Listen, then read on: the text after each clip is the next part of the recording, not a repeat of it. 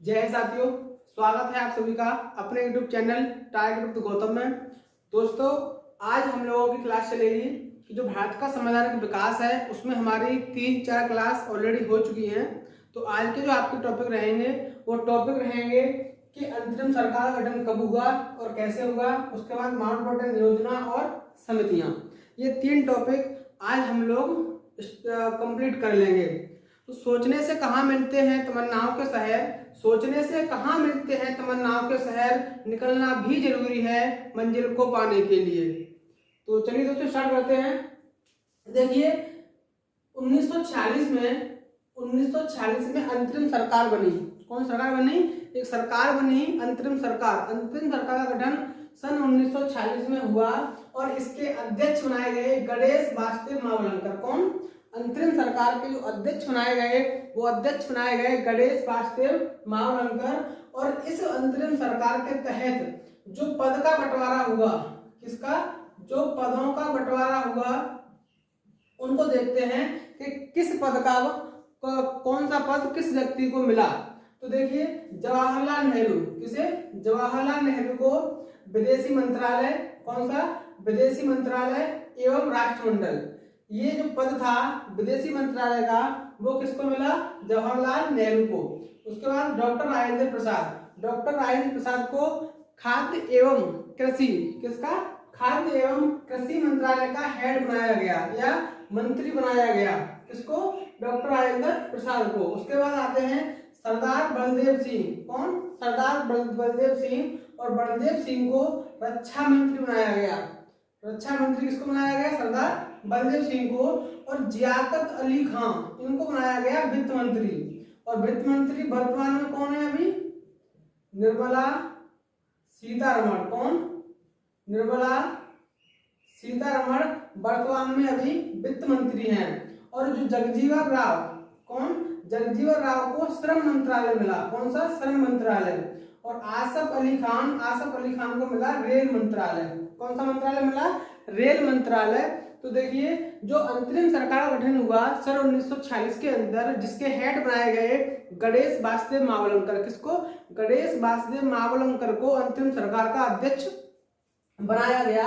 उसके बाद जो अंतरिम सरकार के अंदर जो पद थे उन पदों का बंटवारा किस तरह किया। देखिए कि जवाहरलाल नेहरू को बनाया गया विदेश मंत्रालय मिला। डॉक्टर राजेंद्र प्रसाद को खाद्य एवं कृषि मंत्रालय, कौन सा? खाद्य एवं कृषि मंत्रालय मिला। किसको? डॉक्टर राजेंद्र प्रसाद को। रक्षा मंत्री बनाया गया सरदार बलदेव सिंह को। और वित्त मंत्री बनाया गया जियाकत अली खान को। और जगजीवन राव किसको बनाया गया?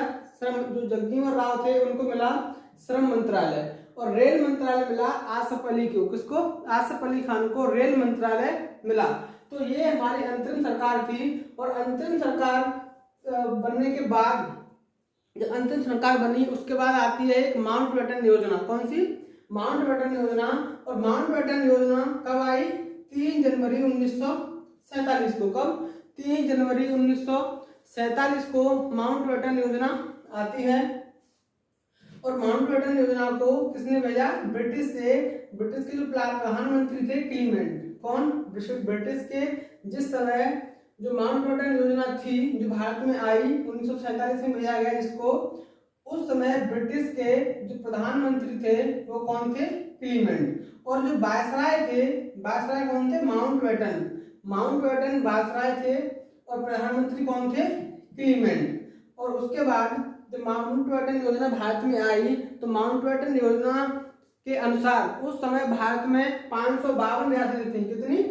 कुल रियासतें 552 थी। और 552 रियासतों में से कुछ जो 549 रियासतें थी वो भारत के अधीन हो गई। किसके? वो भारत में मिल गई। लेकिन 3 रियासतें ऐसी बनी, जम्मू कश्मीर और जूनागढ़ और हैदराबाद। 549 रियासत भारत के साथ हो गई। किसके? 549 रियासत भारत के साथ हो गई। और 3 रियासतें ऐसी थी जिन्होंने सम्मिलित होने से मना कर दिया। उसमें पहला जम्मू कश्मीर, जूनागढ़ और हैदराबाद। तो इन तीनों को अलग अलग तरीके से भारत में सम्मिलित किया गया। किस तरीके से? अलग अलग तरीके से किया गया। तो जम्मू कश्मीर को भारत में शामिल किया विलय पत्र के द्वारा। किसके द्वारा? एक विलय पत्र भेजा। उस समय जो जम्मू कश्मीर के राजा थे उनका नाम था हरि सिंह। तो वो अलग देश मांग रहे थे। क्या वो स्वतंत्र रहना चाह रहे थे, वो खुद में स्वतंत्र होना चाह रहे थे, लेकिन उन हरि सिंह को एक विलय पत्र भेजा और उस विलय पत्र पर साइन कराए और विलय पत्र के द्वारा ही जम्मू कश्मीर को भारत के अधीन कर लिया। उसके बाद आता है जूनागढ़।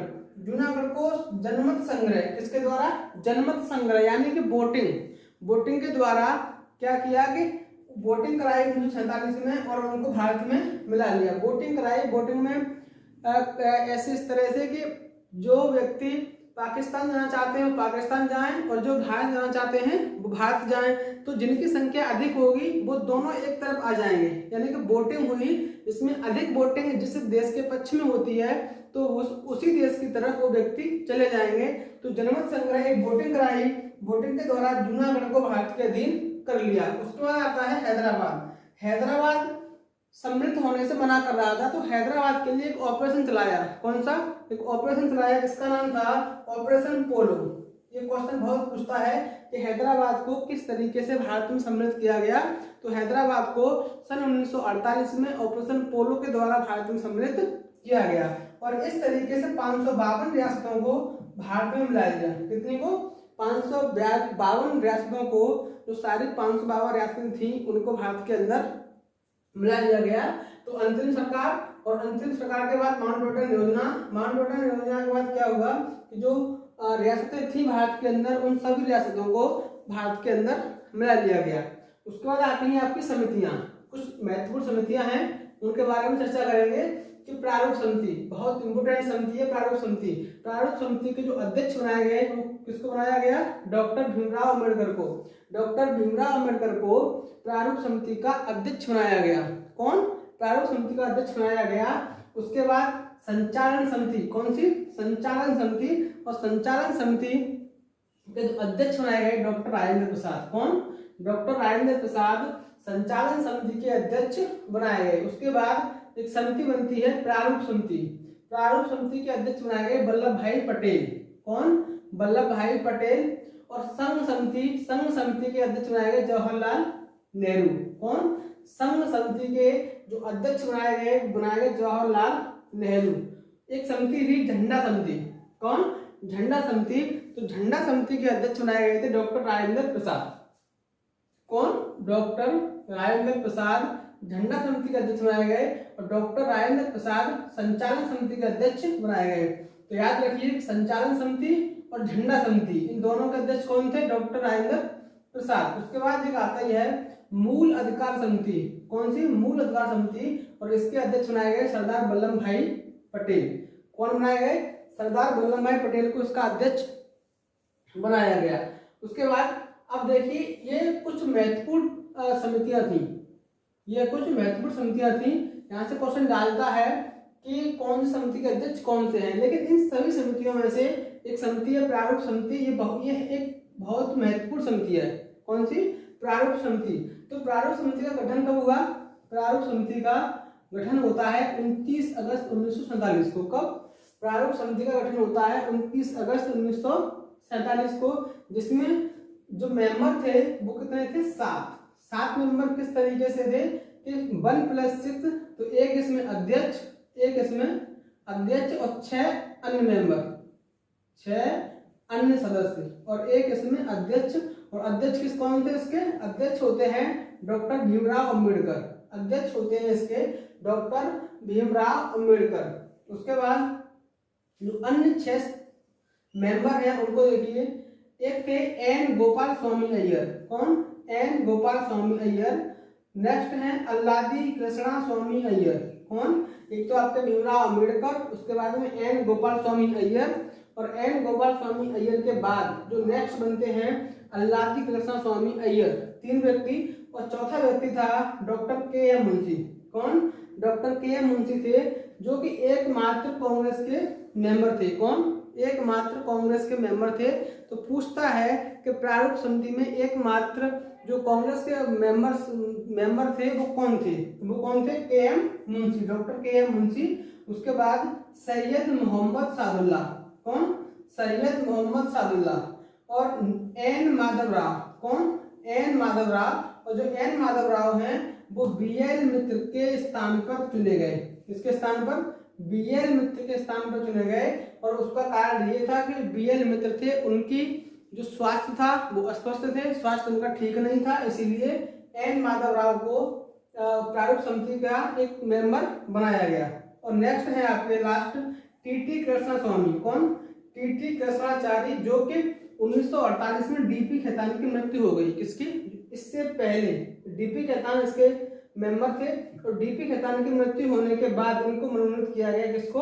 TT कृष्णाचारी को। एक बार फिर से देखिए, जो समितियां हैं, टोटल हमारी समितियां हैं 13 में से हमने 6 समितियां जो महत्वपूर्ण है उनको लिखा है।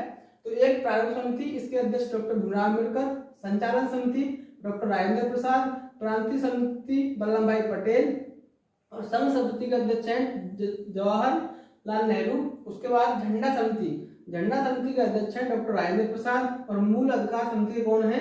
सरदार वल्लभ भाई पटेल। इनमें से जो प्रारूप समिति है उसकी स्थापना 29 अगस्त 1947 को हुई थी।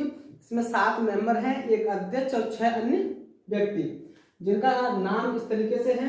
एक का है N गोपालास्वामी अय्यर, उसके बाद अल्लादी कृष्ण स्वामी अय्यर, डॉक्टर KM मुंशी और सैयद मोहम्मद सादुल्ला और N माधव राव और TT कृष्णास्वामी। कौन? TT कृष्णाचारी।